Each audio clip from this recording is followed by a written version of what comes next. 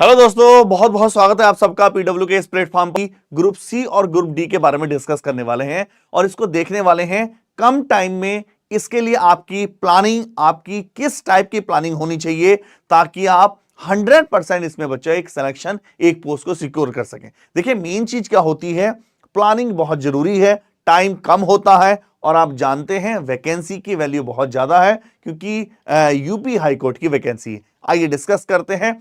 जिन बच्चों को इसकी बेसिक इंफॉर्मेशन अभी भी नहीं है तो उनको भी मैं बहुत बेसिक से बताने वाला हूं हर चीज के बारे में।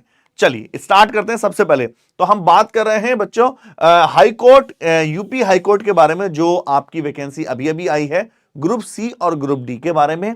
किस तरह से इसमें सिलेक्शन लेना है और किस किस की बिल्कुल माइन्यूट चीज पे डिस्कस करने वाले हैं। सबसे पहले हम बात करते हैं इसके मेन मोस्ट इंपोर्टेंट डेट्स के बारे में। आप जानते हैं 4 अक्टूबर से लेके 24 अक्टूबर तक इसके फॉर्म फिल होने वाले हैं। तो पॉइंट नंबर 1 ये है, अभी तक अगर आपने फॉर्म फिल नहीं किया है तो तुरंत बच्चा कर दो, बिल्कुल भी डिले मत करो क्योंकि ये बहुत अच्छा मौका है। दूसरा, इसमें देखना है आपने लास्ट डेट आपकी जो फीस सबमिशन की है वो 25 अक्टूबर रहने वाली है, जैसे कि जनरली रहती ही है। ठीक है। हाँ बच्चों, ये चंचल सिंह का क्वेश्चन है सर, जीके जीएस को कैसे तैयार करें, उसके लिए भी मैं आपको बहुत अच्छा सॉल्यूशन बताने वाला हूं। अच्छा, एक बात और बता दूं मैं आपको, लास्ट में, इस वीडियो के लास्ट में पोर्शन में मैं आपको बताने वाला हूं कि तैयारी कैसे करनी है। बहुत सारा कंफ्यूजन है, बहुत सारे सर सब्जेक्ट हैं, बहुत सारे बच्चे हिंदी पहले नहीं पढ़ते हैं और बहुत सारे जीएस जीके में इतना डिटेल्ड है, तो इसकी प्रिपरेशन कैसे करें इसका भी मैं बहुत जबरदस्त सिलेक्शन तरीका बताने वाला हूं। वेट करिए। चलिए आगे चलते हैं, बात करते हैं मोस्ट इंपोर्टेंट पॉइंट की। अगर आपने फॉर्म फिल कर दिया है तो बच्चा आप जानते हैं ओबीसी और एससी एसटी और यूपी के ईडब्ल्यूएस वालों के लिए ये फीस रखी गई है इस आपके हाई कोर्ट के थ्रू। ठीक है। पेपर, मोस्ट इंपोर्टेंट पॉइंट देने वाली बात है, पेपर ओएमआर बेस ऑफलाइन होने वाला है। तो ये भी अपने आप में एक वैल्यू है क्योंकि जब पेपर ऑफलाइन होता है तो आप ओएमआर में बबल फिल करते हैं और बबल फिल करने में अच्छा खासा टाइम लगता है, जैसे कि आप जानते हैं। ठीक है। और इसका जो स्टेज सेकंड होगी, जो शॉर्टलिस्ट होंगे स्टेज 1 से, उसमें हिंदी और इंग्लिश का कंप्यूटर का टाइपिंग टेस्ट होने वाला है। चलिए आगे हम बात करने वाले हैं। जैसे मैं असिस्टेंट, जूनियर असिस्टेंट की बात करता हूं तो सबसे पहली बात, इसका मोस्ट इंपोर्टेंट पॉइंट ये है, क्लोजिंग डेट से पहले पहले, क्लोजिंग डेट से पहले पहले, और क्लोजिंग डेट क्या है 24 अक्टूबर। क्लोजिंग डेट के पहले पहले आपके पास सारे के सारे सर्टिफिकेट हो जाने चाहिए। जैसे कि इसमें ट्रिपल सी की डिमांड की गई है तो आपके पास ट्रिपल सी होना चाहिए आपके पास क्लोजिंग डेट से पहले पहले। ठीक है ना, अपेयरिंग नहीं होना चाहिए। हिंदी में अगर देखा जाए टाइपिंग के लिए 25 वर्ड है और इंग्लिश में टाइपिंग के लिए 30 वर्ड पर मिनट की इन्होंने बोला है कि सर ऐसा चाहिए।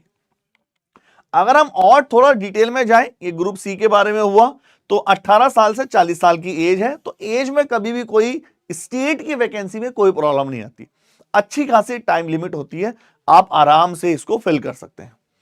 ठीक है, ठीक है ना। और जो अगर हम कैटेगरी में बजाएं, जो एज रिलैक्सेशन मिलता ही है हर बार की तरह, इसमें भी एज रिलैक्सेशन है। जैसे 5 साल दे रखा है उन्होंने एससी एसटी ओबीसी के लिए, बहुत अच्छा है, कोई प्रॉब्लम नहीं है इसमें। ठीक है ना, तो आराम से एज में कोई प्रॉब्लम ऐसे नहीं रहने वाली। तो मेन हम आज डिस्कस करने वाले हैं हमारी प्लानिंग क्या होनी चाहिए, हमारी स्ट्रेटेजी क्या होनी चाहिए। उससे पहले, जानने से पहले आपको एग्जाम का पैटर्न की नॉलेज होनी चाहिए। जिसको है बहुत अच्छी बात है, जिसको नहीं एक बार डिस्कस कर लेते हैं। 90 मिनट का पेपर होने वाला, लगभग 1.5 घंटे का, 1 घंटे 30 मिनट का पेपर होने वाला है, जिसमें हिंदी, इंग्लिश, जीएस और मैथ्स आने वाली है। ठीक है, नंबर 1, और 100 मार्क्स के हैं। सबसे कमाल की बात यह है, आपने एक चीज नोटिस करी, पेपर में जो इसका नोटिफिकेशन है इसमें कहीं भी मेंशन नहीं है कि कितने कितने क्वेश्चन किसके आएंगे। फॉर एग्जांपल वो हिंदी के कितने क्वेश्चन देगा, ऐसा इन्होंने नहीं, कुछ ओपन नहीं बताया।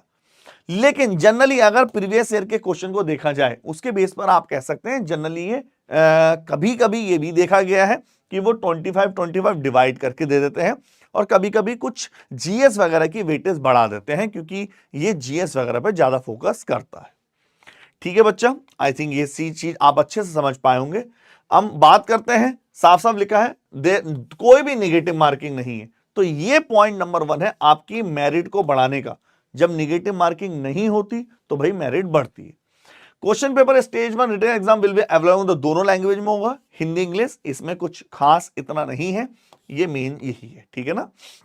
और इसमें वही है कि अगर कोई मिस्टेक होती है लैंग्वेज में, इंग्लिश या हिंदी में, तो इंग्लिश को करेक्ट माना जाता है, और इसमें पेपर और कुछ नहीं, ठीक है। चलिए तीसरा मेन पॉइंट की बात करते हैं। ये तो हो गया ग्रुप सी। ग्रुप डी में भी एक बार थोड़ा सा क्राइटेरिया अलग है। जैसे ग्रुप डी की आपकी ट्यूबवेल ऑपरेटर की पोस्ट है, प्रोसेस सर्वर और आपका ये, तो इसमें टोटल 1639 वैकेंसी है टोटल। अलग अलग इसमें पे स्केल है और इसमें आपकी क्वालिफिकेशन है, जैसे हाई स्कूल है नॉर्मल, जूनियर हाई स्कूल, और कुछ पोस्टों के लिए जैसे पियोन पियोज, इसके लिए 8th क्लास भी है।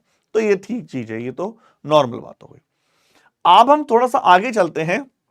क्वालिफिकेशन, अगर आपने, जिसने बच्चे ने ग्रुप डी के लिए क्वालिफिकेशन नहीं देखी है तो इसको देख सकता है, आप इसका स्क्रीनशॉट ले सकते हैं। इसमें पूरा डिटेल मेंशन है, कहां किसकी क्वालिफिकेशन कहां कहां नीड है, क्लियर।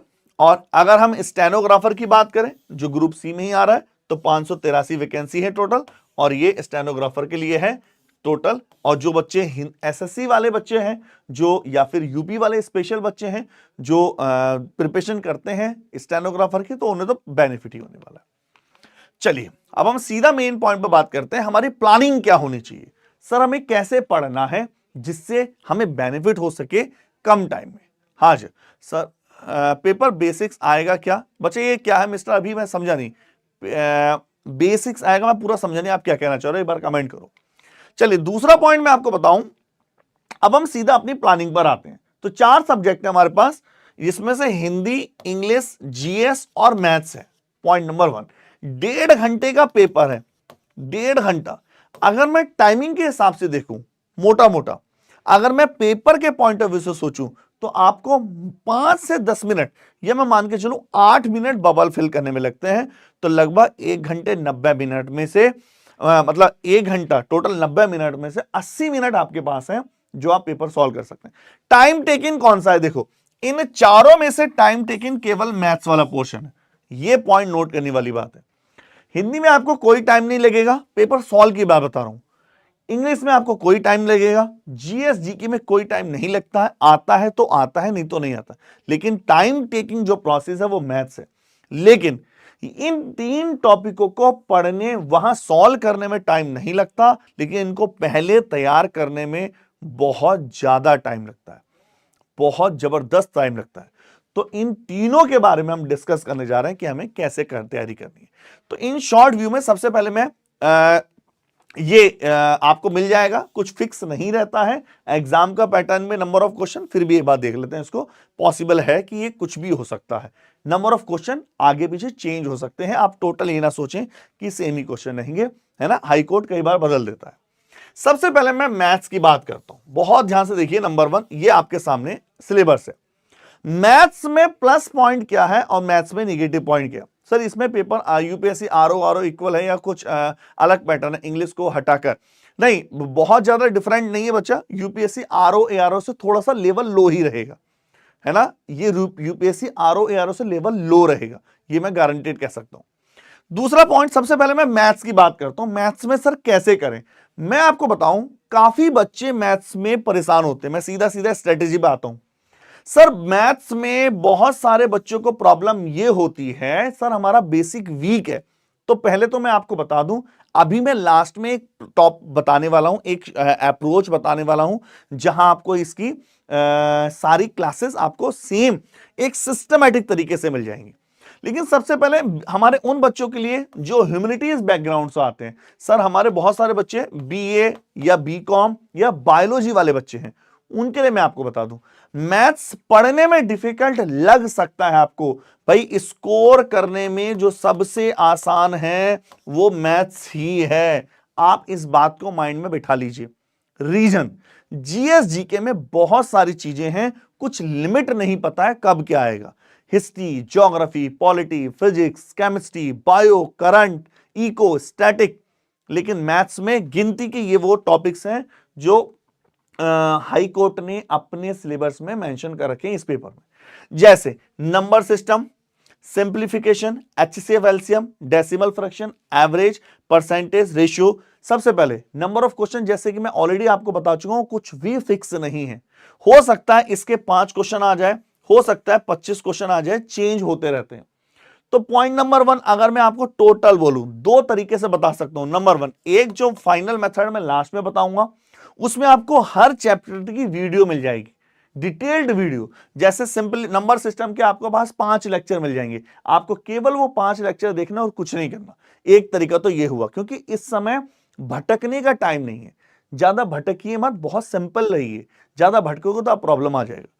तो पॉइंट नंबर 1, एक स्ट्रेटेजी, एक प्लानिंग ये हुई। मैं आपको सिस्टमेटिक प्लान बताऊंगा, कहां वो कहां मिलने वाली है, सीधा सीधा उनको लो और अपना प्रैक्टिस करो। डीपीपी मिल जाएंगी, उनको करो, क्योंकि आप बहुत ज्यादा टाइम नहीं है। ऐसा नहीं कर सकते आप कि सर कोई बहुत बड़ी बुक ले लो जिसमें 1000-10,000 क्वेश्चन हो, वो करे नहीं। हाँ, जो बच्चा ऐसे एग्जाम की तैयारी कर रहा है, फॉर एग्जाम्पल एसएससी की तैयारी कर रहा है, तो उसके लिए ये बहुत बड़े टॉपिक नहीं है, आसान है। लेकिन थोड़ा सा पढ़ने में आपको टिपिकल लग सकते हैं, लेकिन मेरा मानना यह है कि आपको बहुत बेनिफिट होने वाला है और इससे स्कोर बढ़ेगा। दूसरा पॉइंट मैं आपको बता दूं, मैथ्स में आपको प्लस पॉइंट क्या रहने वाला है। मैथ्स का प्रैक्टिस क्या होगा, सबसे पहले आपको देखो, आपको ऐसा करना चाहिए, वहां से तैयारी करनी चाहिए जहां से डीपीपी भी मिल जाए। नंबर 1, पॉइंट नंबर 1, मॉक अभी से लीजिए, मॉक कम से कम आपके साथ हो। भैया मैथ्स जो आएगी, जिसको क्वांटिटेटिव एप्टीट्यूड बोलते हैं, वो केवल और केवल मॉक से कंट्रोल में आएगी। अगर आप मॉक अच्छे से दोगे तो मॉक अच्छे से हो जाएगा। एक बार आप हिंदी का मॉक ना दो, जीएस का मॉक ना दो, चलेगा, रीजनिंग इसमें है नहीं, लेकिन आप अगर मॉक अच्छे से दे दोगे, मैथ्स का मॉक, तो भाई बहुत जरूरी है। तो मैथ्स के लिए अगर आप कंप्लीट कर रहे हैं तो 3 प्लानिंग बताएंगे। नंबर 1, सबसे पहले अपना सिलेबस को पढ़ो, सिलेबस को पढ़ना पड़ेगा भाई, ठीक है ना, ये ध्यान रखना, सिलेबस के बिना पढ़े कुछ नहीं होगा, कोई भी टॉपिक स्किप मत करो। नंबर 2, डीपीपी लगाइए, जो आपको मिलेंगी डेली प्रैक्टिस पेपर सीट लगाइए, किसी भी बुक से कर रहे हैं तो करिए, ज्यादा डिटेल्ड चक्कर में मत पड़िए। ऐसा नहीं आपने 10,000 किताब की, 10,000 पेजेस की कोई एसएससी की बुक ले ली और प्रिपरेशन कर रहे हैं आप यूपीएससी ट्रिपल यूपी के इस एग्जाम की, ये सही नहीं है, इतना टाइम ही नहीं है। ऐसा नहीं है कि आप नंबर सिस्टम पहले बहुत जोश में पढ़ा, नंबर सिस्टम के आपने 20-25 लेक्चर देखे और नंबर सिस्टम की कोई बहुत जबरदस्त किताब ले ली जिसमें 1000 क्वेश्चन है, कोई फायदा नहीं होगा, नंबर सिस्टम के 1-2 क्वेश्चन आएंगे, ठीक है। सबसे पहला पॉइंट नंबर 2, तो एक लिमिटेड रखो सोर्स, बहुत लिमिटेड रखिए, जहां से मैं बता दूं आपको, मैं आपको ऐसा प्लानिंग बता दूं, आप केवल उसकी डीपीपी कर लेना मोर देन। दूसरा, मॉक बहुत जरूरी है, ये ध्यान रखना हमेशा, अगर आप मॉक में स्कोर कर रहे हो पूरे में, आपके इसमें मॉक ही टाइम कंज्यूमिंग केवल मैथ्स है, ना इंग्लिश में टाइम लगना, ना हिंदी में टाइम लगना, ना रीजनिंग में, ठीक है। दूसरी पॉइंट ये होगा कि रिवीजन जरूर करो बच्चा, सिलेबस में बच्चे जो नए बच्चे हैं उनको रिवीजन चाहिए, ताकि आप ट्रिक्स को कंज्यूम कर सको और ट्रिक्स को याद रख सको, कुछ मजबूरी हो जाती है। दूसरा, आप पीवाईक्यू प्रीवियस ईयर के पेपर भी आपको मैं एक बार इसी में बता दूंगा, जहां वहां भी मिल जाएंगे। प्रीवियस ईयर के पेपर मार्केट से ले आइए, जितने पेपर है सब लगा दो, ज्यादा डिटेल्ड में मत जाओ, क्योंकि इसका कोई अंत नहीं है, ठीक है ना बच्चा। मैं खुद भी मैथ्स पढ़ाता हूं, मुझे पता है इसका कोई अंत नहीं है। अगर 2 साल तक आप मैथ्स पढ़ते चले जाओ तो उसका भी कोई अंत नहीं। लेकिन मैं एक बार सबको बता दूं, ये दिखने में टिपिकल लग रहा है, ये बहुत आसान है, इसका सिलेबस कुछ भी नहीं है ये। दूसरी पॉइंट, हम बात करते हैं सीधा सीधा अगले टॉपिक है हिंदी की। देखिए, हिंदी आपको भी पता है, हिंदी इतना टिपिकल नहीं है, हिंदी आपकी की जा सकती है, आपको अंदर से भी पता है। और खासकर जो बच्चे क्योंकि ये यूपी की वैकेंसी है, और आपने अगर यूपी से पहले कोई वैकेंसी दिया है, यूपी में एसआई में भी हिंदी आती है, तो आप हिंदी कर सकते हो, ऐसा नहीं कि हाँ। लेकिन एक प्रॉब्लम इसमें भी है, सर मैं एक बच्चा है, मान लेता हूं मैं एक स्टूडेंट हूं, मुझे ज्यादा कंफ्यूजन नहीं पता, सर मैं सीबीएसई बोर्ड से पढ़ा हूं, संधि विच्छेद ये सब मुझे नहीं आते और पेपर में यही आ रहे हैं। तो इसके लिए 2 मेथड हैं। नंबर 1, या तो आप किसी भी बुक से पढ़ें और उसमें कंफ्यूजन होने से बचें। कंफ्यूजन होने से कैसे बचेंगे, मैं आपको एक ऐसा स्टार्टिंग तरीका बता दूंगा कि भला वहां से देख लेना और झंझट खत्म, क्योंकि बच्चा टाइम कम है और भटकाव के लिए इतना टाइम नहीं है कि आप बहुत जगह देखें। सिस्टमैटिक बताएंगे, कुछ नहीं करना आपको, उस फैकल्टी के जो मैं बताऊंगा सारे रिकॉर्डेड जो वीडियो हैं, लाइव क्लासेस है, वहां सारी मिल जाएगी, वो देख लेना। आपका कुछ नहीं बचेगा। जो रटने वाली चीज है वो आपको फैकल्टी भी नहीं पढ़ा सकती। तत्सम तद्भव यार, प्योर रटने वाली चीज है। बहुत सारी समझने के लिए रटने वाली चीजें, जैसे इसमें पूछता है तत्सम वर्ड है, तद्भव वर्ड है, संस्कृत वर्ड है या उर्दू या हिंदी है, ऐसे वर्ड पूछता है। समासिक पदों की रचना, पत्र एवं निबंध, मुहावरे और लोकोक्तियां, तो बहुत सारी चीजें यार। और अगर आपने यूपी ट्रिपल एससी में या यूपी में आरओ एआरओ की एग्जाम की प्रिपरेशन करी है तो ये इस सब से आप वाकिफ होंगे, आप जानते होंगे, है ना, बहुत अच्छे से कर लेंगे, ऐसा नहीं है कि आप नहीं कर सकते। चलिए अब हम मेन पॉइंट पर आते हैं, English English English English English English. तो दो तरह के बच्चे हमारे पे हैं। हाँ, यश बच्चा क्लास वही 7 बजे होगी। तो दो तरह के बच्चे हमारे पास। सबसे पहला बच्चा ये जो फॉर्म फिल कर रहा है, बहुत सारे बच्चे हैं जो एसएससी वाले हैं, तो भैया उनको तो इंग्लिश के लिए कुछ कहना खराब ही होगा। रीजन, ग्रामर आप पढ़ते हो, सिनोनिम्स आप पढ़ते हो, एंटोनिम्स आप पढ़ते हो, रीडिंग कॉम्प्रिहेंशन आप पढ़ते हो, वोकैब आप पढ़ते हो, प्रीपोजिशन आप पढ़ते हो, सब कुछ आप पढ़ते हो यार, एक्टिव पैसिव डायरेक्ट टेंस। लेकिन वो बच्चा जिसको नॉलेज ही नहीं है, तो मैं उसको 3 स्टेप बताना चाहूंगा। स्टेप नंबर 1, सबसे पहले अपना सिलेबस को कंप्लीट कीजिए। भैया सिलेबस कंप्लीट कीजिए, नंबर 1, कोई भी चीज स्किप मत कीजिए। नंबर 2, सिलेबस सर कहां से कंप्लीट करें, इसके लिए मैं अभी आपको बताऊंगा best approach, best platform, best चीज क्या रहेगी, आपको कैसे लेना है। तीसरा, मॉक इसमें इतना वैल्यू नहीं रखता, इसमें मॉक आप कर लेंगे, मॉक तो लास्ट में सबके देने हैं, इसमें वोकैब बहुत बड़ी वैल्यू रखती है। भाई क्यों, आप सोचो आप हाई कोर्ट में जा रहे हो और सुप्रीम कोर्ट, हाई कोर्ट में बहुत सारी चीजें इंग्लिश में ही चलती हैं, तो आप समझ लो सर कंपटीशन इस लेवल पे आ गया है कि पेपर का लेवल इंक्रीज हो गया है, हम किसी को रिस्क नहीं ले सकते। एटलीस्ट मॉडल, हाँ लेवल तो आपको बच्चा हाई लेवल ही पढ़ना होगा, लेवल तो हाई लेवल लेके चलिए, है ना, मॉडरेट नहीं हाई लेवल, बिल्कुल बिल्कुल लेवल तो हाई रखिए।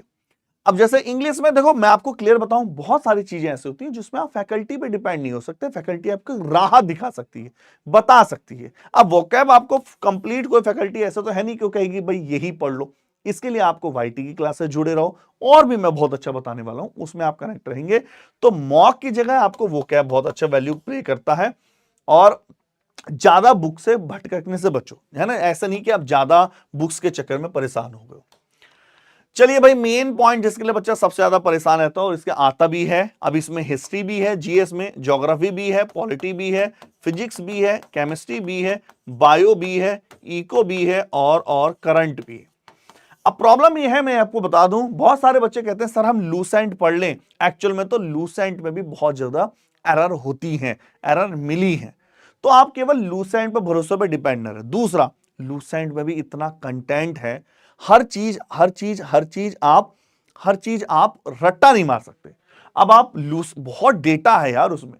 अब आप सोचें history, geography, polity, physics, history में भी अलग अलग 3 हैं, और आपका केमिस्ट्री है, बायो ये इतना डिटेल्ड है, तो इनके भटकाओं से बढ़िया है आप जगह जगह ना पढ़ के 2 मेथड है।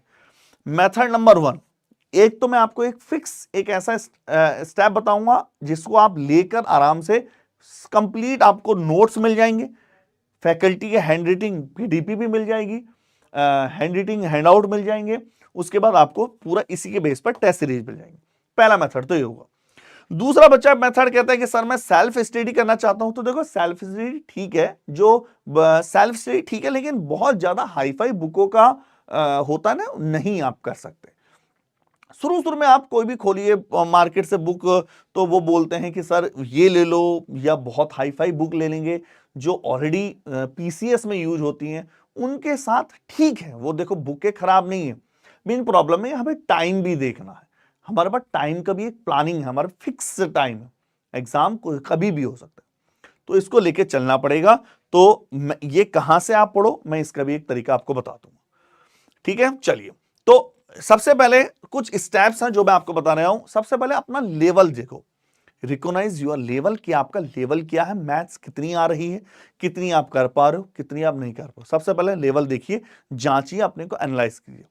नंबर 2, इन पॉइंट का याद रखिए, जो करंट के लिए देखो, न्यूज़पेपर पढ़ने का टाइम होता नहीं है एक्चुअल में, और न्यूज़पेपर पढ़ने के बेस पर आपको अब करंट रेडी होनी थी, तो आप चाहे तो यूपी वाला और एसएससी वाला जो भी आपके ये क्लासेस हैं, आप उस पर आराम से देख सकते हैं। करंट की क्लासेस लिया करो डेली, करंट आपको काम आती है उसी समय। अगर मैं बात करूं और थोड़ा सा डिटेल में जाते हैं, तो सबसे पहले टाइम टेबल बनाओ अपना बहुत जबरदस्त तरीके से। एक फिक्स टाइम टेबल बनाइए 1.5-2 महीने का, उसको मॉडिफाई करते रहिए। टाइम टेबल ज्यादा लेंथी ना बनाओ, एक प्लान बना लो कि भाई मुझे फिक्स डेट बना लो कि 2 महीने 1.5 महीने से ज्यादा नहीं, 2 महीने 1.5 महीने 3 महीने में सिलेबस कंप्लीट करना है। और साथ साथ टाइपिंग को जरूर करते रहना, क्योंकि विदाउट टाइपिंग सिलेक्शन नहीं होगा, याद रखना। सिलेक्शन होगा टाइपिंग से, तो टाइपिंग चलती रहनी चाहिए, बिना टाइपिंग के काम नहीं बनेगा। हिंदी इंग्लिश जो भी आप चूज करेंगे, अपना सिलेबस को कंप्लीट करो, एक भी टॉपिक स्किप मत करो। ऐसे बच्चों की तरह बातें ना करो कि भैया फॉर्म आया, फॉर्म फिल करा, सर ये क्या आएगा, मोस्ट इंपोर्टेंट टॉपिक बता दो, वो जमाना गया। ऐसा नहीं होता, आपको सारा टॉपिक पढ़ने पड़ेंगे। दूसरा, आपको कम से कम मिनिमम 50 मॉक टेस्ट देने पड़ेंगे तो कंप्लीट आपको, ताकि इंफॉर्मेशन हो सके।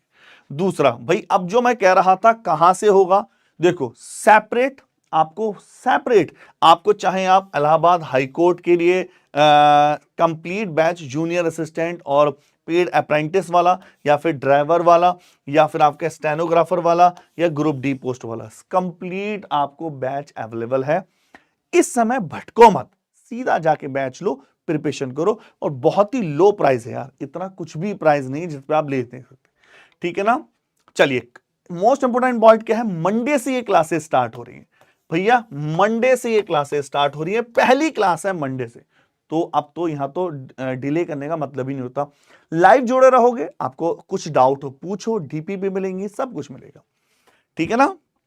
इसी के बारे में आपको बता सकता हूं, यहां पर पूरा आपको junior assistant, stenographer, group D complete आपका ही अवेलेबल है, ठीक है। चलिए, कैसे लेना होगा कुछ भी बैच, जब भी आपको अगर बैच लेना हो तो कैसे लेना होगा, आप सीधा जाएंगे ऐप पर, मोबाइल ऐप पर जाएंगे, यहां पर डालेंगे मोबाइल नंबर, ओटीपी डालना, और यहां पर जो भी गवर्नमेंट एग्जाम सेलेक्ट कर लेना। इन सब में से आपको गवर्नमेंट एग्जाम सेलेक्ट करना। गवर्नमेंट एग्जाम सेलेक्ट करने के बाद आपको जो भी बैच लेना हो, जैसे इसमें एसएससी सेलेक्ट करके जो भी बैच लेना हो, यहां पर बैच का स्कोर करके बाय नाउ पे क्लिक कर दें। तो बिल्कुल भी डिले मत करिए, और मेन अपनी प्रिपरेशन को करते रहो, लगे रहिए। जीएस जैसे में टाइम लगता है, लेकिन टाइम के साथ चीजें आती हैं, डिपेंड करता है कि पेपर का लेवल कैसे आ रहा है। चलो, ओके बच्चों, इतना रखते हैं। दूसरा, आप हमारी प्रैक्टिस क्लास हम यूट्यूब पे एसएससी वाले प्लेटफॉर्म पर शाम को 7 बजे बेसिक्स पढ़ा रहे हैं, वो हर एग्जाम के लिए है। चाहे आपको यूपी का एग्जाम हो, ये एसआई का एग्जाम हो, एसएससी का कोई एग्जाम हो, सीजीएल, सीपीओ, एमटीएस, या फिर एनटीपीसी का कोई एग्जाम हो, 7 बजे हमारी चल रही है क्लास एसएससी वाला प्लेटफॉर्म पर, तो वो भी आप ज्वाइन कर सकते हैं। चलिए, ओके, टाटा बाय बाय।